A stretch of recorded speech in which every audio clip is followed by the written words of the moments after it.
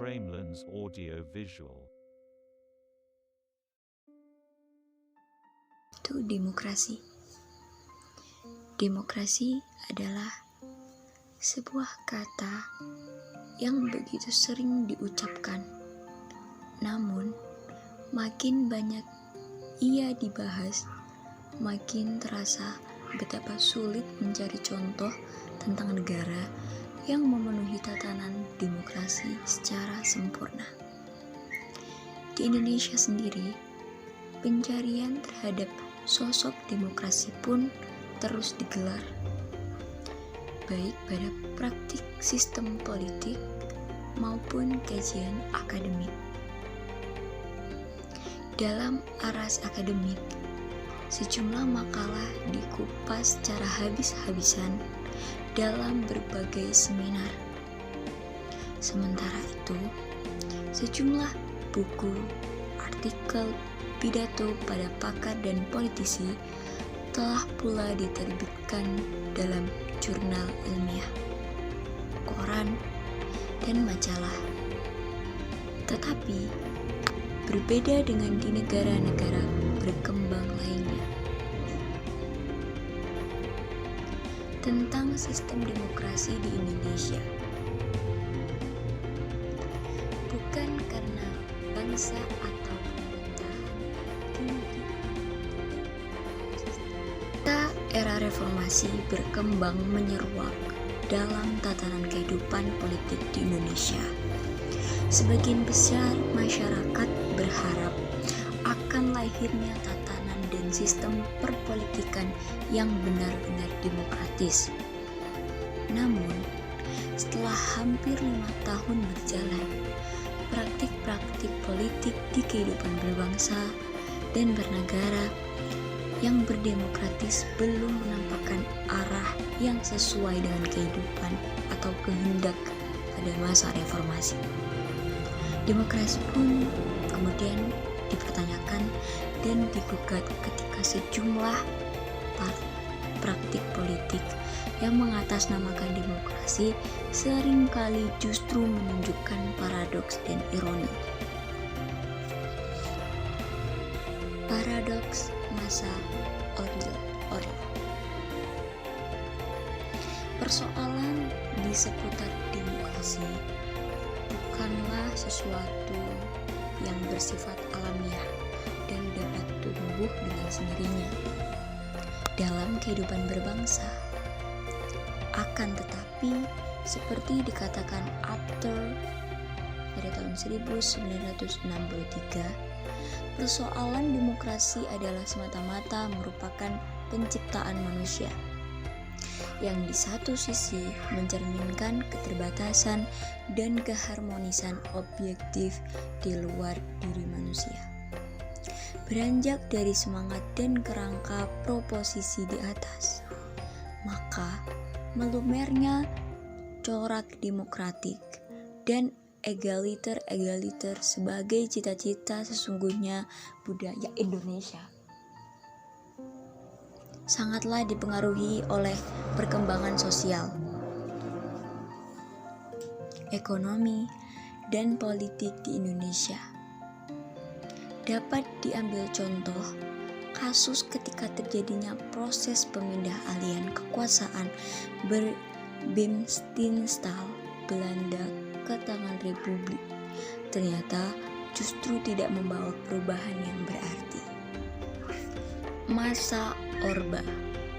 Seiring dengan kegagalan pembumian demokrasi pada masa Orde Lama tersebut, unsur di luar masyarakat secara perlahan-lahan tumbuh dan berkembang menjadi wahana tumbuhnya logika dan penjabaran baru budaya bangsa Indonesia.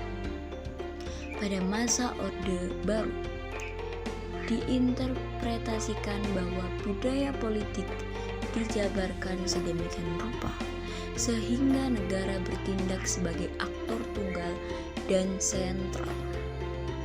Logika penempatan negara sebagai aktor tunggal ini terartikulasi melalui pengesahan secara tegas dan mutlak bagi sentralitas negara dan seluruh perangkat birokrasi dan militernya demi kepentingan pembangunan ekonomi dan politik.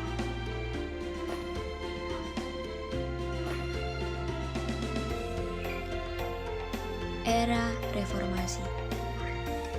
Pada masa reformasi, Aspinall 2004 mengatakan bahwa Indonesia sedang mengalami saat yang demokratis. Inisiatif politik yang dimotori oleh Amin Rais mendorong reformasi terus bergulir. Reformasi yang gagap gempita tersebut memberikan secercah harapan akan munculnya tata kehidupan yang benar-benar demokratis, yang ditandai dengan booming munculnya banyak parpol baru. Kebebasan berserikat, kemerdekaan berpendapat, kebebasan pers, dan sebagainya yang merupakan ciri-ciri demokrasi. Muncul tuntunan-tuntunan terhadap reformasi politik karena adanya optimisme perbaikan implementasi demokrasi. Fenomena pilkada. Dalam konteks kehidupan politik demokrasi di Indonesia, pemilu dan pemilihan kepala daerah atau biasa disebut dengan pilkada langsung merupakan salah satu sarana untuk mewujudkan kehidupan politik yang demokratis. Pemilu, terutama yang baru saja dilaksanakan pada tahun 2004, dan pilkada langsung yang akan dimulai pada tahun 2005 untuk memilih gubernur, bupati atau wali kota mempunyai makna strategis, tidak saja karena sifatnya yang berbeda dengan pilkada-pilkada sebelumnya, namun lebih penting adalah bahwa dengan pemilu 2004 dan pilkada secara langsung, itulah masa depan politik Indonesia dipertaruhkan. Riding the Tiger.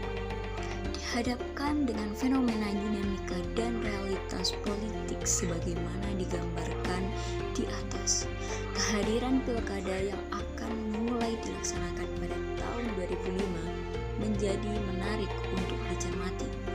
Bukan tidak mungkin pilkada 2005 yang akan secara langsung memilih sekitar 176 bupati dan wali kota se-Indonesia mengibaratkan kita semua sedang berada dalam kondisi riding the tiger, yakni berada dalam situasi di mana kita dihadapkan pada kondisi yang problematik.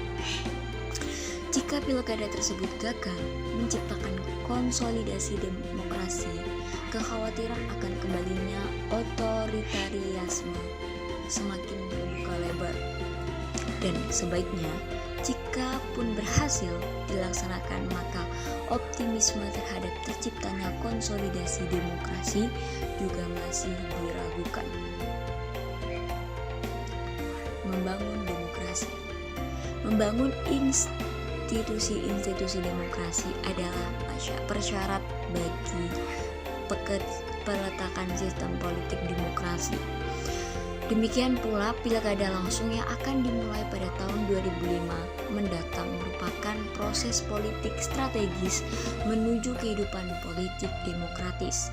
Hal yang tak kalah penting adalah upaya kita agar terbangunnya etika dan moralitas politik baru, khususnya di kalangan para elit dan tokoh politik yang sebangun dengan tuntunan sistem politik demokratik.